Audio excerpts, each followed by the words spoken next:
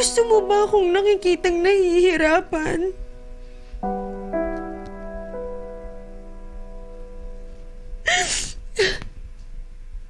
Kasi anak, parang gusto ko nang sumuko.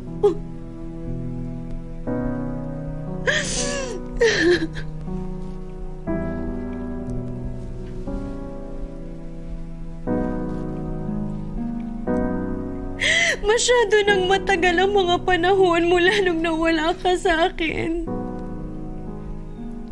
At ni minsan hindi ako nagkulang. Ginawa ko ang lahat para lang hanapin ka, pero bakit parang ikaw yung ayaw bumalik?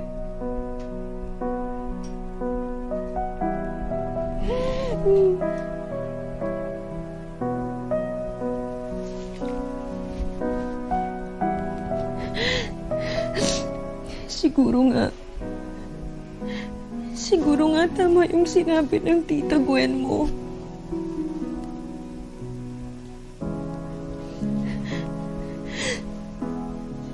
Baka nga talagang wala na akong hinahanap.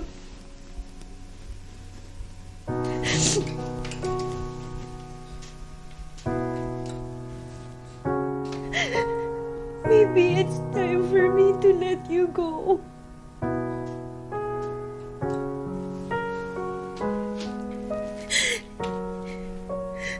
And for me to be able to move forward means kailangan na kitang bitawan.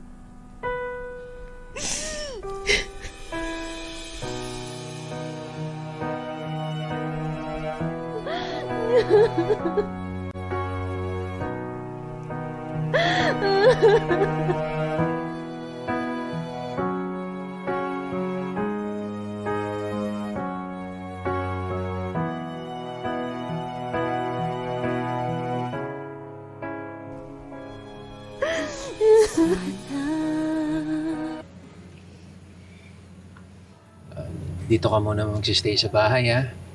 Huwag ka mag-alala. Bukas na bukas din. Pupuntahan natin yung office ng Together Again. Siguradong napagod ka sa biyahe, Iha, kaya magpahinga ka na muna. Sobrang nakakahiya na po sa inyo. Okay lang po ako kahit doon na lang po ako sa labas ng TV station. Doon na lang po ako mag-iintay tsaka magpapaumaga. Angeline, hindi kami makakapayag sa gusto mo. Hindi ka namin iiwan doon. At saka nandito ka sa Maynila. Hindi po pwedeng kung saan ka lang naghihintay. Delikado. Salamat po. Pero kasi sobra-sobra na po yung naitulong niyo po sa akin. Alam mo, Angeline, tumutulong na rin lang ako. Lulubusin ko na. Kaya bawal humindi, ha?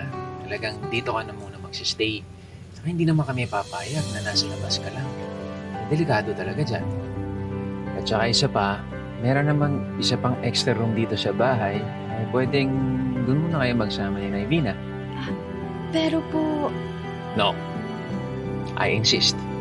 Dito ka na para safe ka, okay?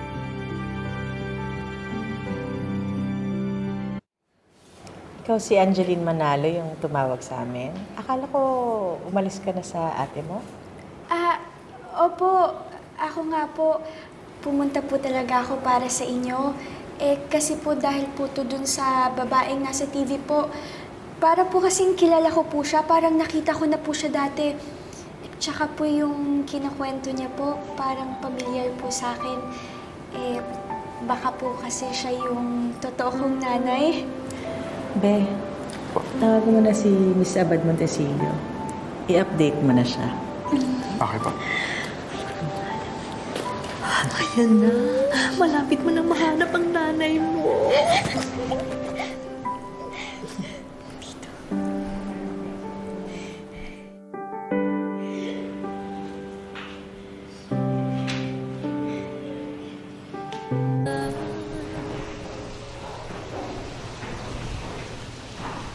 Sino yan?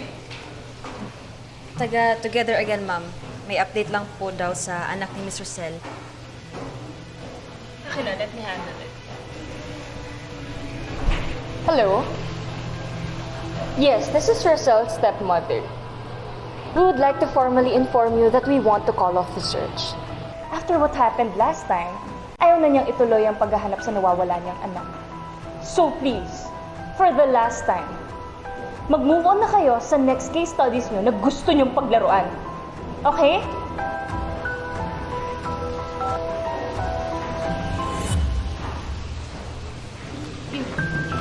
Done.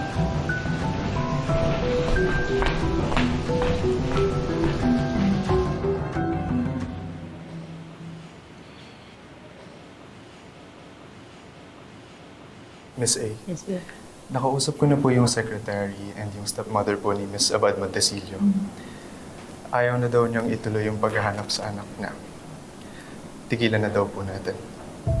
Po, bakit daw po? Nahanap niyo na po ba yung tunay niyong anak? Mukhang hindi pa naman, pero baka kasi nadala na sa nangyari dati.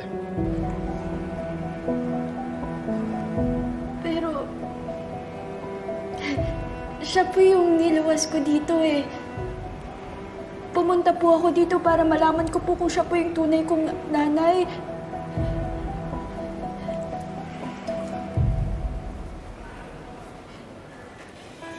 Sana sa pag-ising ay ikaw ang siyang makita. Ikaw lang ang daigdig at ang paulit-ulit kong hiling. Wala nang ibang dahilan kundi pagmamahal. Handang ipaglaban hanggang sa dulo ng walang Pasensya po. Sorry din. Kayo po yun, di ba? Kayo po yung nasa TV, si Miss Rosel Abad Montecillo. Ako po si Angeline. Ano yan? Ang aga-aga nagmamaritas kayo dito? Gwen, we are not talking about chismis. This is fact. Sabi ni Asher, pumunta daw si Rosel sa studio. Ano? Magkakilala na kayo ni Miss Angeline. She said you looked familiar and baka siya yung hinahanap mong nawawala.